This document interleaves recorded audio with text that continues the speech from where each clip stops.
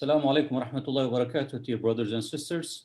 We are going to start the second segment of our Sunday program. We just finished Tafsir al-Quran. Now, the topic for the Sunday is going to be the new administration and the Muslim community. Inshallah, we are going to discover how President Biden's new administration will affect the Muslim community. And for this important topic, we have two special guests. We will be joined by Engaged CEO Wael Al-Zayat and MPAC's President Salam Al-Marayati, inshallah. So if Salam, you are on, you can take over, please.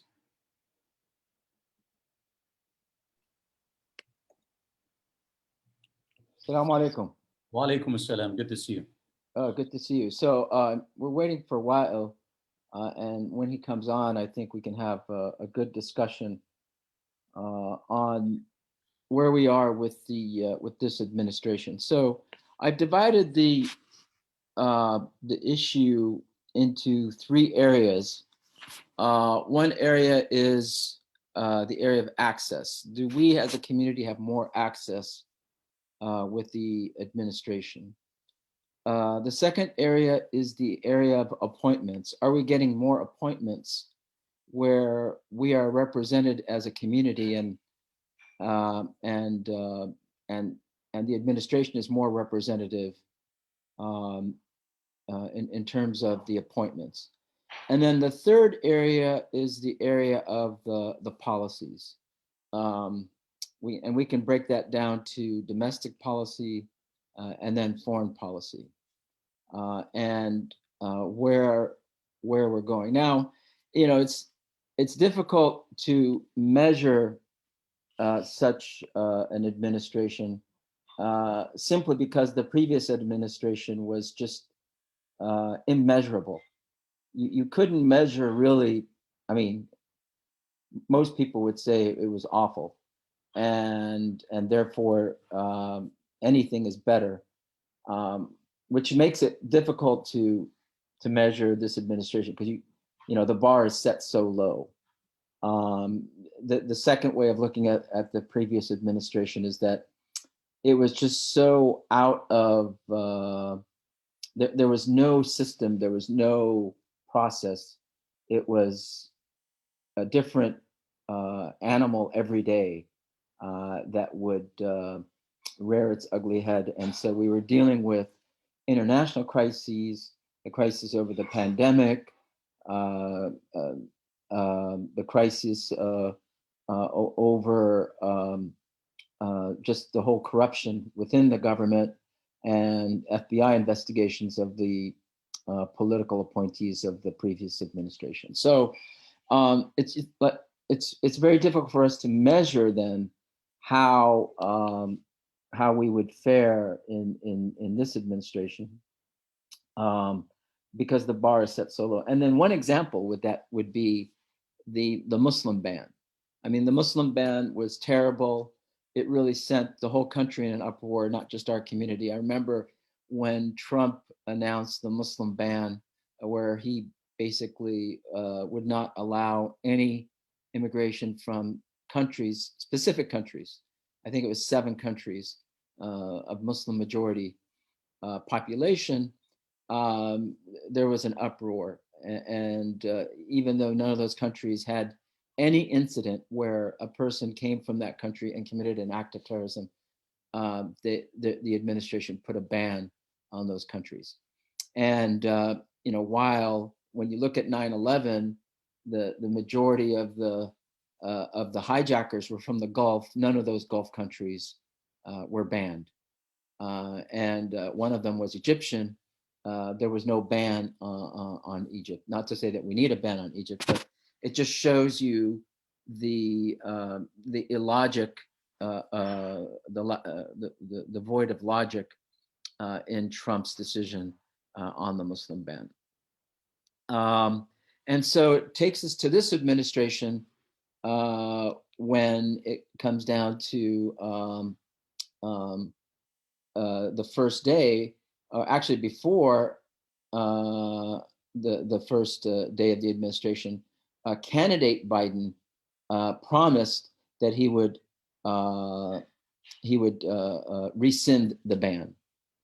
And that was one of his campaign promises. And in fact, there was a political summit, and he came and spoke at that political summit of Muslims, Muslim organizations. And he talked about making sure that there's going to be diversity in his administration and that he would rescind the Muslim ban. Well, he did. He rescinded the Muslim ban. On the one hand, that's great. It shows that people are responding to us. On the other hand, it gets us back to still a bad situation. It's not like an improvement from previous immigration policies. The immigration policy in general is a broken system. And number two, as it relates to us, the problem, the issue of, okay, now Biden has delivered on his campaign promise. What else is there for him to do? If that was the only thing that we wanted from Biden and he fulfilled the promise, all right, so we're done. All good, thumbs up, and we move on.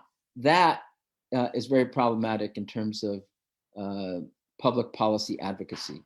There needs to be more to our demands, if you will, or what we're bringing to the table than let's rescind the Muslim ban. So I think, the Muslim ban issue, in my opinion, was politically limiting for us. If you have a different opinion, go ahead and say so on the chat space or raise your hand, and I'd be happy to engage on that issue. But just let me know in the chat space if you all agree or not. Just say, yeah, I agree, or no, I don't agree. Whether on whether the Muslim ban is something that created a political limitation for us or not. So that is, Erica says, yes, definitely. That I take it that you're saying, yes, definitely, it did create a political limitation for us, because now the administration can say, hey, we're good. We'll get back to you in 4 years. I know I'm exaggerating, but that seems to be the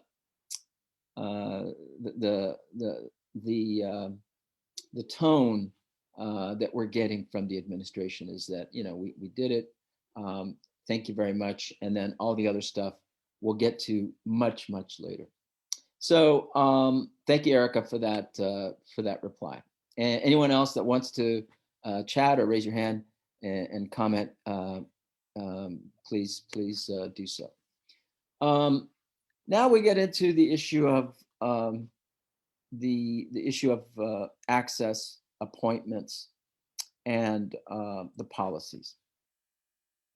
As far as access, we and of course I'm reporting to you what we as Muslim public policy organizations, so that includes MPAC, CARE, that includes MAS, Muslim American Society, U.S. Council of Muslim Organizations called USCMO, that includes Empower, I think it's called Empower Change, and Muslim Advocates. Are we having access to the administration? So far, we've had 1 or 2 meetings, I think 2 meetings, with people that are now a part, who are the policy people within the organization. So we've had, for example, Susan Rice on a call with us. We've had, and she leads the Domestic Policy Council. We've had the White House Office of Public Engagement, and the head of that, his name is Cedric Richmond, and he's a former congressman. So we've had some engagement, and actually both times it was more interfaith engagement. It wasn't Muslim engagement, it was interfaith. they did promise that there was going to be a Muslim liaison. And if you recall, in the Obama administration, what had happened was Obama did not have a Muslim liaison in his first term. His first 4 years, there was no Muslim liaison.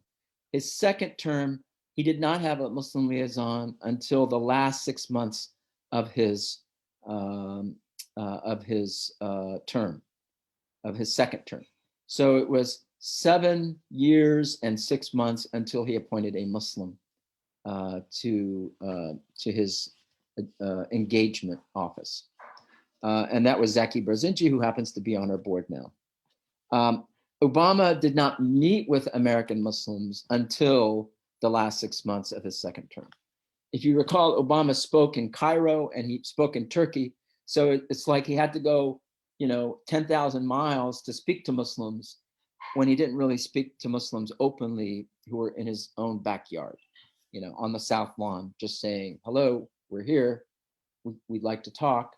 Let's see what we could do. Now, Obama did appoint a lot of Muslims within his administration, and we'll get to that in the second part. But in terms of access, while we had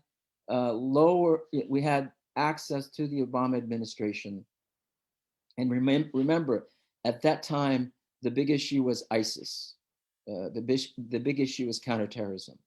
The big issue was Al Qaeda. So Al Qaeda and ISIS, they were conducting some kind of gruesome terrorist attack, beheadings, and I think they burned somebody to death. And I mean, it was just gross what they were doing, if you recall the news back then. Attacking churches, and now the Pope is in Iraq, and we're reminded the story in the LA Times was, oh, we remember what happened 10 years ago, when ISIS attacked the churches and the Christians, and it created tensions between Muslim and Christians. So that was the frame then. Obviously, it's a different frame now, because now the shift has gone from so-called Islamic terrorism to white supremacist terrorism. So with that change, you see now, obviously, a different tone in the conversations that we're having with these policy people. Whereas back then, it was all about that. And if you were in the room, it was about, well, what can we do to solve the ISIS crisis, and so on and so forth. So, so we've had some engagement with the administration on that, and we have access. We can email them and get some replies. However, it seems that it's going to take them a while before really giving us answers on a number of issues, because they are still getting a lot of their political people in place right now. So I guess my point is the jury is still out on access. My feeling is it will go back to the way it was under Obama, if not better. Actually, it should be better. If Joe Biden waits until running for office his second term, if he does run for office his second term, and then consider meeting with Muslim organizations, that would be a dismal failure. I don't anticipate that, but I'm just pointing that as this is sort of this is what happened under the Obama administration. Then, so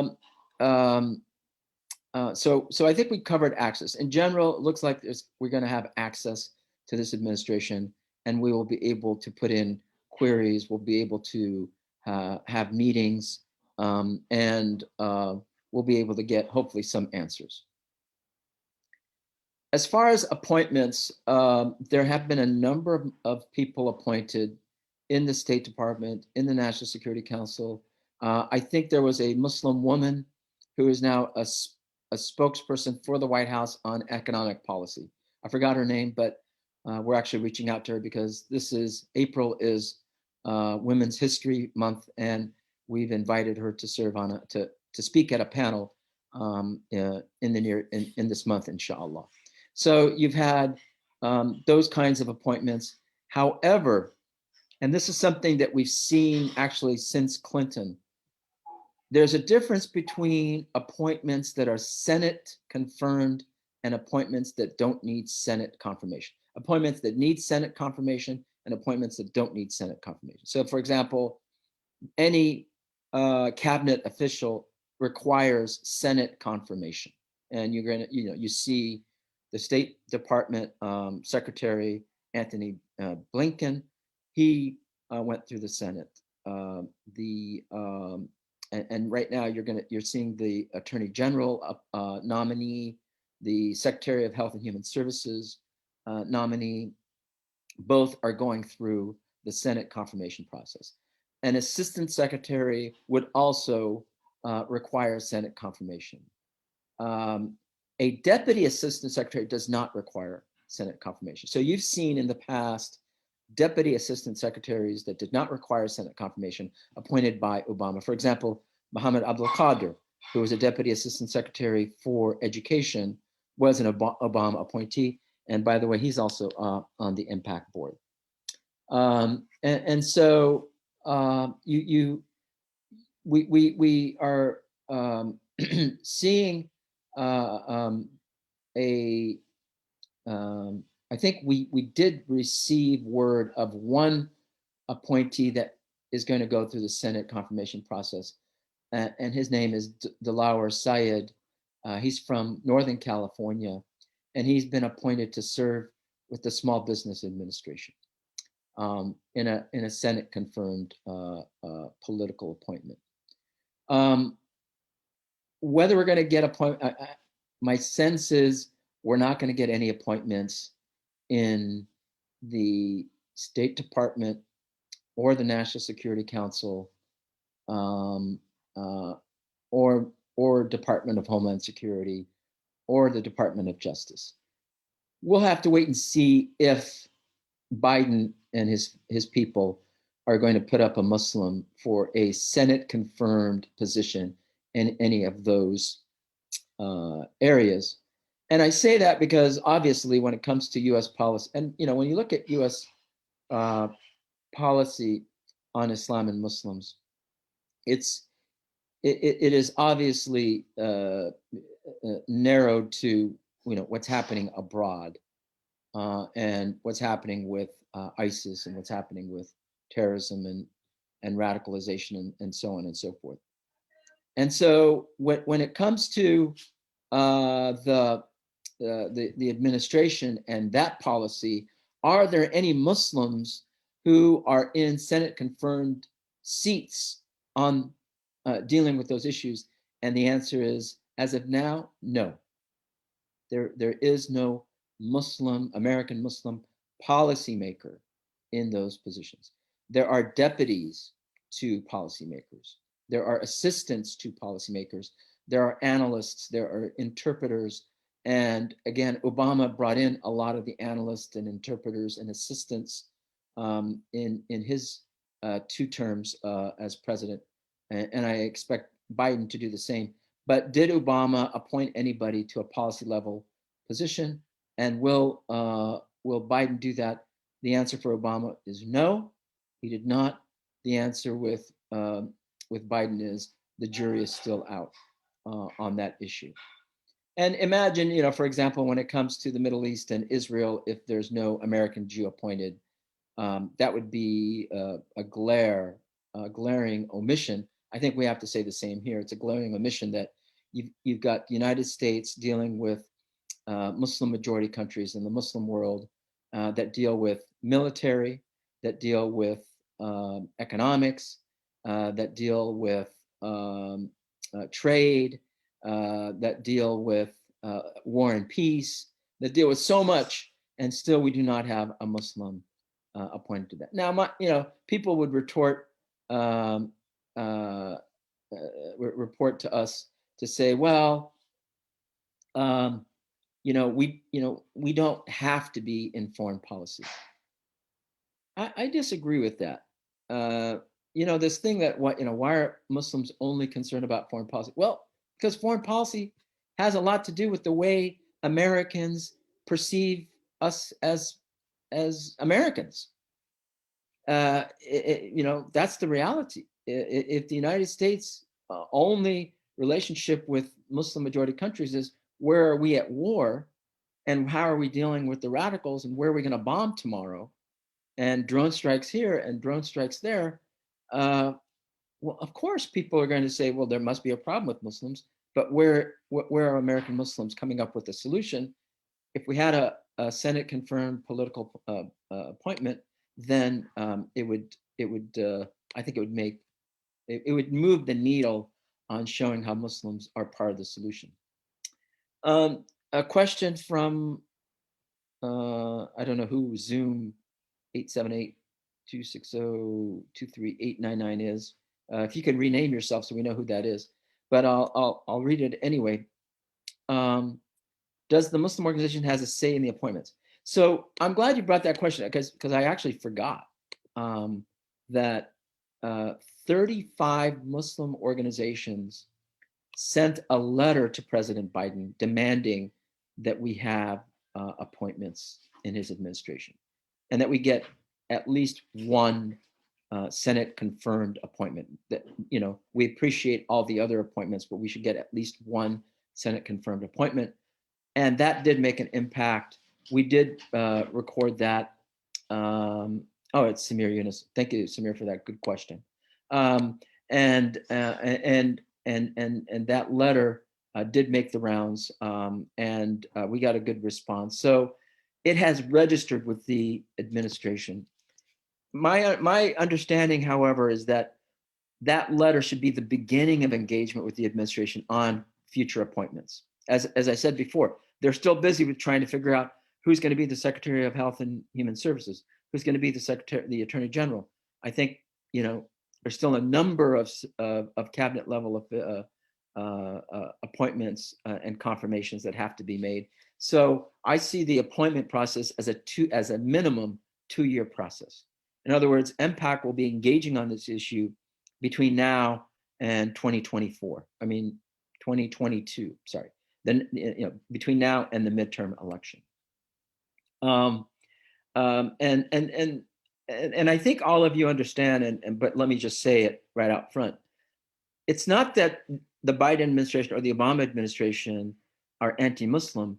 They are afraid of right-wing media attacks on them for engaging with Muslims. And by the way, when we talk about that problem, it's not just their problem, it's also our problem. I mean, I've met with Muslims who, you meet with them and they're looking to see, who's listening, and, hush, hush, let's not come out of our closet and say that Muslims are meeting and Muslims are here or anything like that. Even we Muslims have still collectively that issue of fear, and the higher a Muslim goes up, the more fearful he gets or she gets. It's more usually he. And it's amazing. You'll see these multimillionaires, these very wealthy, multi-million-dollar business people and political people, and very, in positions of power, but they want to be hush hush on engaging with Muslims. And shame on us for allowing that to happen. And I believe the Jewish community went through the same thing. We have a lot to learn from them in terms of moving forward in dealing with anti-Muslim animus. Jane Alfara says, I've always been upset by the fact that the Palestine-Israel mediators do not include Arab negotiators, but they're all Jewish. They may not be all Jewish, but definitely Mrs. Alfara is correct. There hasn't been a single Palestinian American, Muslim American appointee working as the negotiator on Palestine-Israel. It's always been the other side that had the appointments for that negotiation. So even though on the Palestinian issue, which is obviously a central issue for Muslims, and especially on the issue of Jerusalem. It's a religious issue for us, religious freedom issue, as well as a human rights issue. There you have it. They will not appoint, Jim Zogby. I don't know if anybody here knows Jim Zogby, probably one of the most prominent Arab Americans involved with the Democratic Party, very influential. He would never be considered for an appointment, and he said that, he told me actually, that if he ever went up for an appointment, they would just start saying this is terrorism, this is sympathizing with terrorism, this is what are his connections to terrorist groups, and the same for Muslims. That's why there's so much fear in putting somebody out, that you get that kind of reaction. And his son, actually, Joe Zogby, who worked under Martin Indyk, another pro-Israel appointee by the administration back, I think it was under Clinton, maybe on, I think it was under Clinton, actually, in the late 90s. He was appointed. As soon as he was appointed, there were attacks on him, and he had to leave the State Department. And he actually works for Senator Durbin now. If you all recall, people who have followed MPAC, I was appointed to a congressional commission in 1988 by then House Minority Leader Richard Gephardt, and Gephardt rescinded that nomination because of pressure by the Zionist Organization of America, the Anti-Defamation League, the ADL, the American Jewish Committee, AJC, and the Conference of Jewish American Presidents.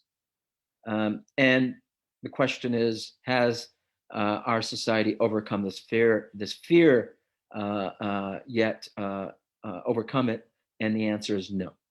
They have not overcome that fear, but we need to start with ourselves and demand more from ourselves, especially those in positions of power and in positions where they have a lot of wealth that can actually take a stand, and we need to do that as well. So, I think I covered the appointments part to some extent, and happy to continue that in the discussion part, if you have more questions. Now we go to the policies. And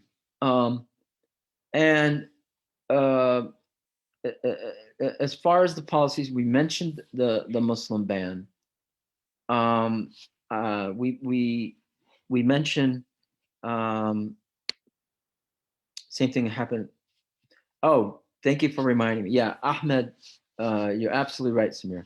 So Ahmed was probably one of the highest level officials within the government under Bush. And he had I think probably the highest level security clearance. And he was vetted over and over again. Yet he could not get an appointment within the State Department. It just went on and on and on. He had a job, but as an appointee, they would not appoint him again because of his quote unquote ties, because of his Egyptian background and because he's Muslim. That's what happened. Iqbal Hassan says, earlier you said that although there may not be direct appointments of Muslims, but many aides to appointees, etc., are Muslims. Is this on the rise or decline based on previous administration? That's a good question. I think it's on the rise. I think as far as those that, if we're looking at non-Senate confirmed seats, there is an increase. Because you see more Muslims, for example, Muslims working on the pandemic. I mean, and Iqbal, that's a great point, because we should capitalize on that, showing that we're at the front lines of the pandemic. Muslim, as I mentioned before, a Muslim economic advisor who was a spokesperson for the White House, Muslim woman who's doing that. A number of officials who are working at the various agencies, including the State Department and the Justice Department and Homeland Security. So you are seeing more there. Not at the National Security Council, not at the White House yet. So we'll see if they go ahead and give jobs to people that do not require Senate confirmation, but they get those jobs within the administration there. And let me know if that answers your questions, or if you want me to follow up, or if you want to comment, just go ahead and raise your hand and we'll put you. Oh, Samira Fazili. Yes, that is her name, Samira Fazili. Oh, and she's Kashmiri. Wonderful. Well, we should definitely highlight that. Inshallah, we'll get her to be with us and speak on a panel, since this is Women's Recognizing Women's History Month, and hope to get Samira Fazili with us.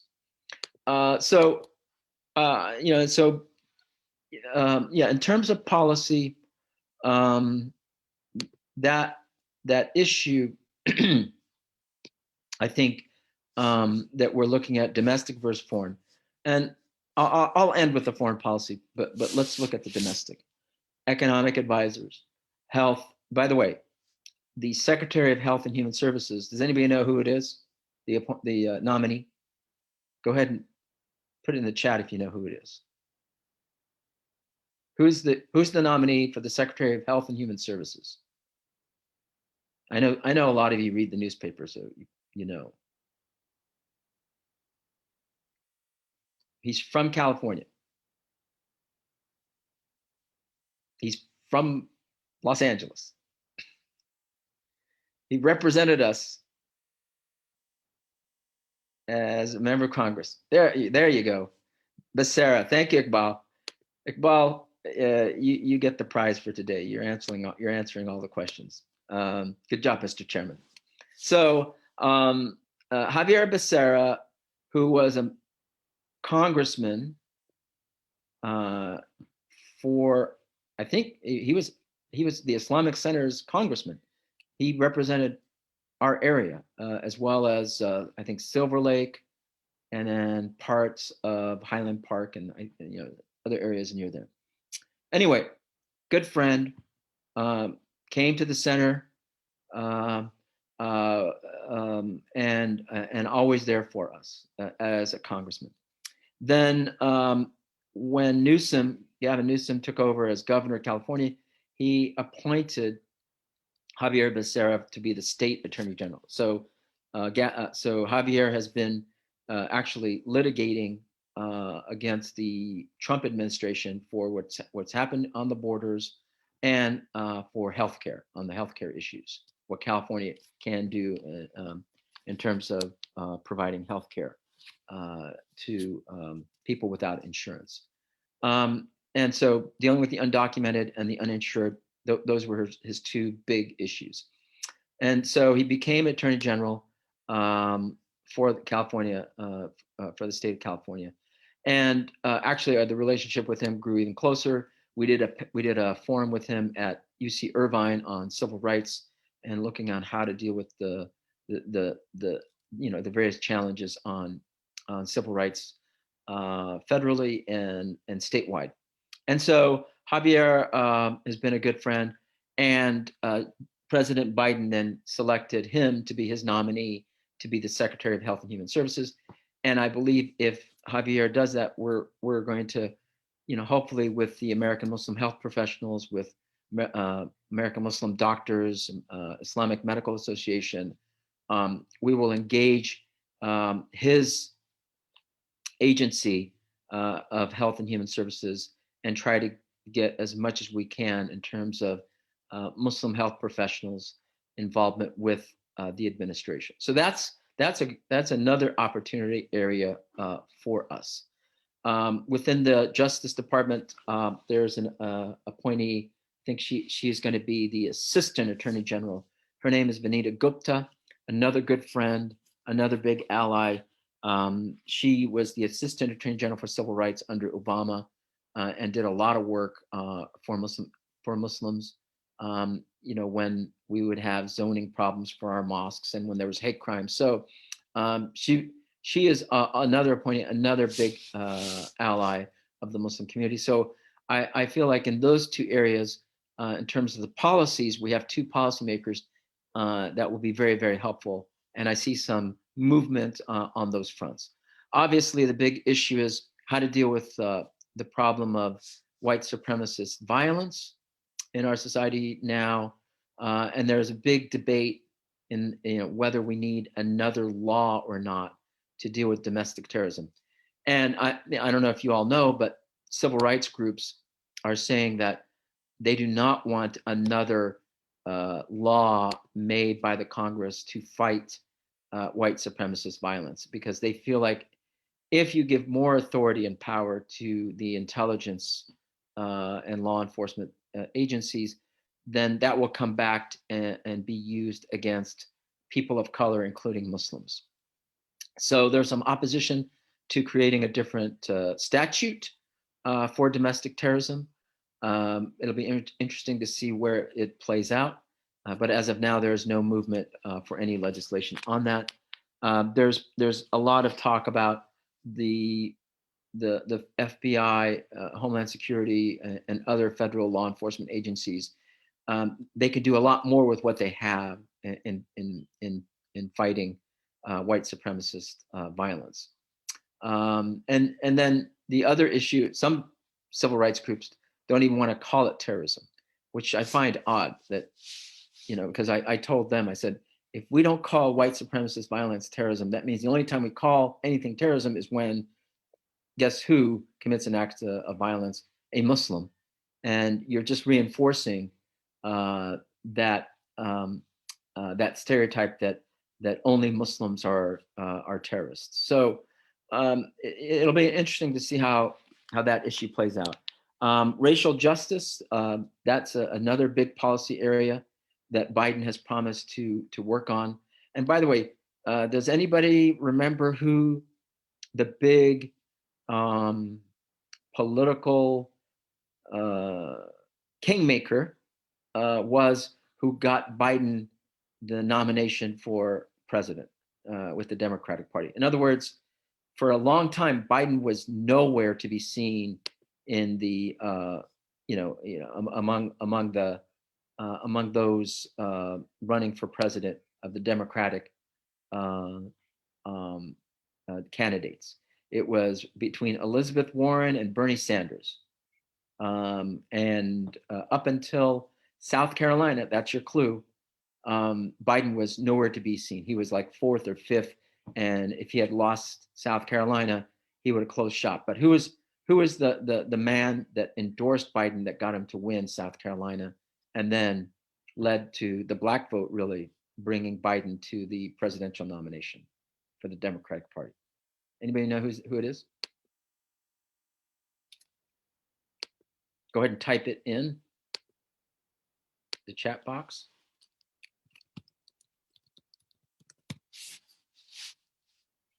If you know it. If not, I'll type it. Okay. It's Congressman James Clyburn. So Congressman James Clyburn, in my opinion, is the most powerful member of government today, aside from the president himself. Whatever James Clyburn wants, he's going to get, and I believe, as a result, you saw the appointment of Susan Rice, of Cedric Richmond, as I mentioned before, and so many more people within the Biden administration. And I remember in Biden's victory speech, he said, and Biden, acknowledged he was elected because of the black vote, and he will remember that, and he will have the back of the African American community from this point on. So, a good lesson for us, because we're only 1% of the population, and for 1% of the population, where can you make the difference is when you have these powerful relationships with people of influence. And that reminds us of the story of the Prophet Muhammad sallallahu alaihi wasallam, that he always had an ally within the Quraysh, even though he was fighting the Quraysh in Mecca. And it was Abu Talib. And when Abu Talib died, the Prophet ﷺ continued to work in making sure that his people would have some protection in terms of dealing with somebody from the Quraysh. So it tells us, the wisdom of having these open channels of engagement and communication with everybody. And I mean everybody. I don't think that Muslims should be only on the left. There could be Muslim conservatives.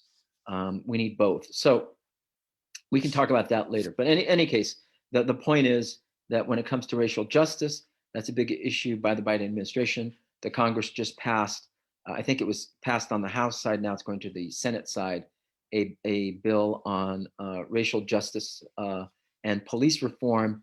And it was named after George Floyd, who was killed by police officers in Minneapolis, Minnesota last year.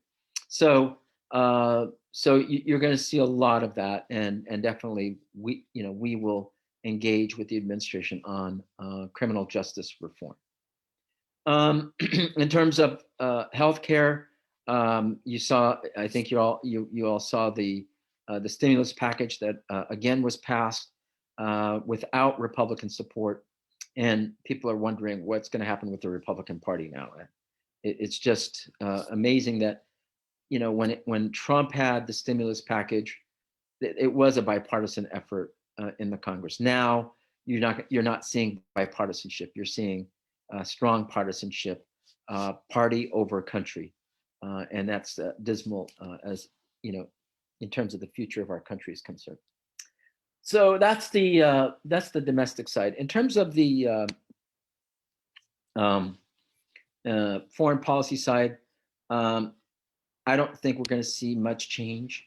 What's interesting about what happened at the end of the Trump administration, at that time, Secretary Pompeo declared that China was committing genocide against the Uyghurs, and Biden administration has inherited that, has not reversed it, and they are holding on to that line that China is committing genocide against the Uyghurs.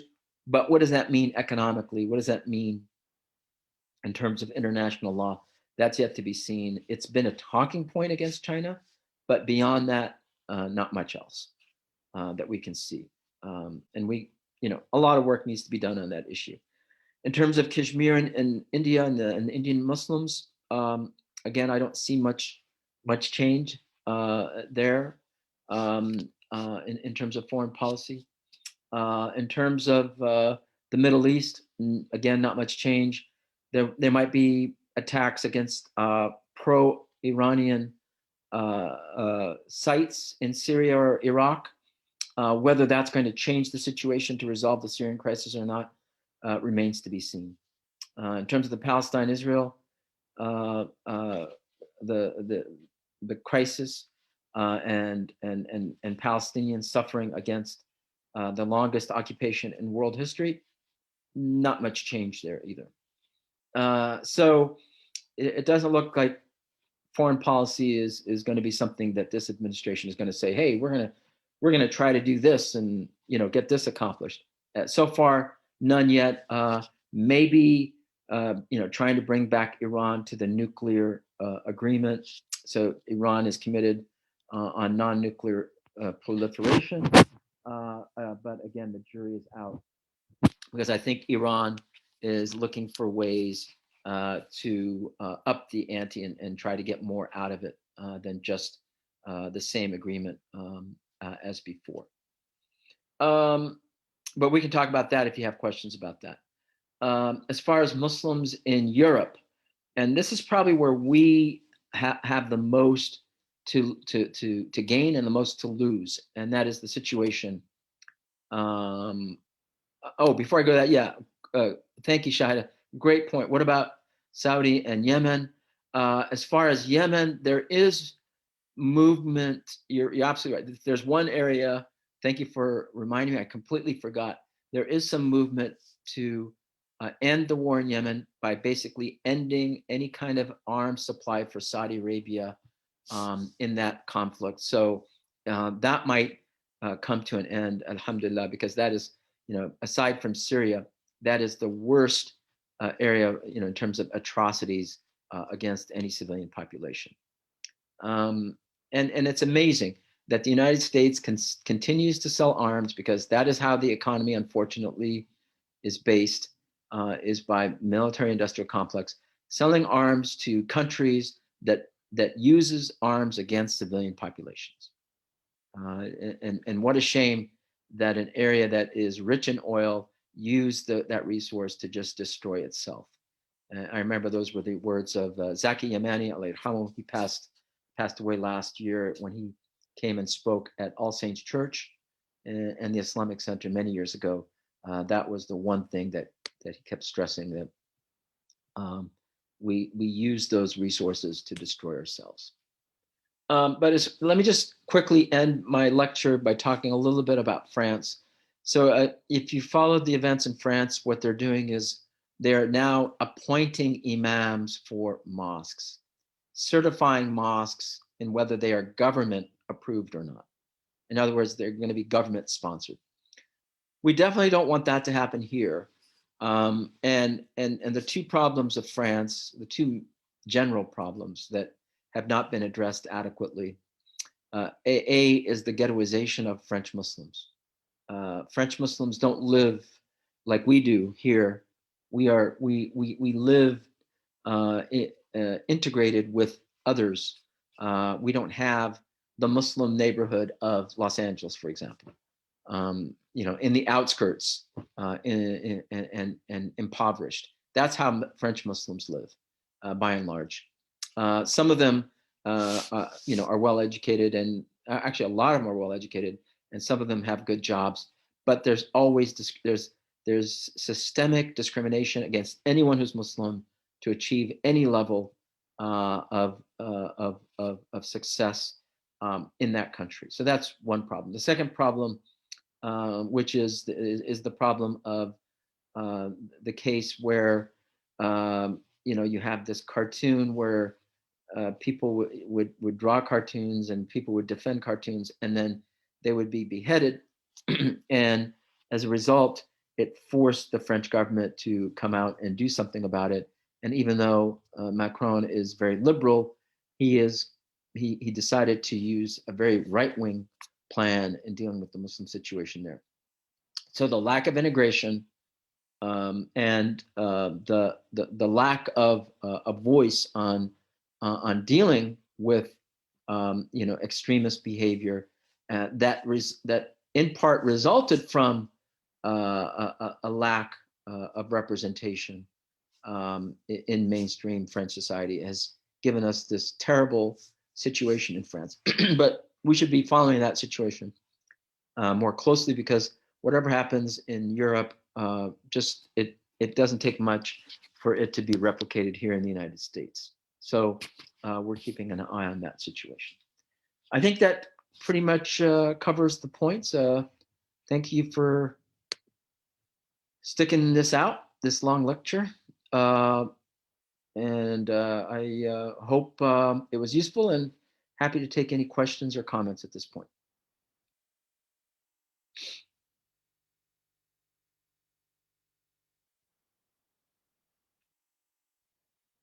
All right.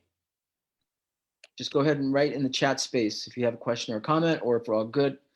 Otherwise, I take it back to you, brother. Awesome. You are so awesome. Awesome. Thank you.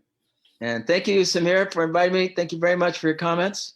Really appreciate it. Inshallah, I think as we look to 2022 midterm elections, we can hopefully have a few political forums to really, the issue. Let me just end by one point. And it's the same thing in the media. You're seeing more superstars, Muslim superstars. There are Muslims like Mahdi Hassan, and there was Hassan Minhaj, and people like that in the media. And now you're seeing some Muslim superstars in government.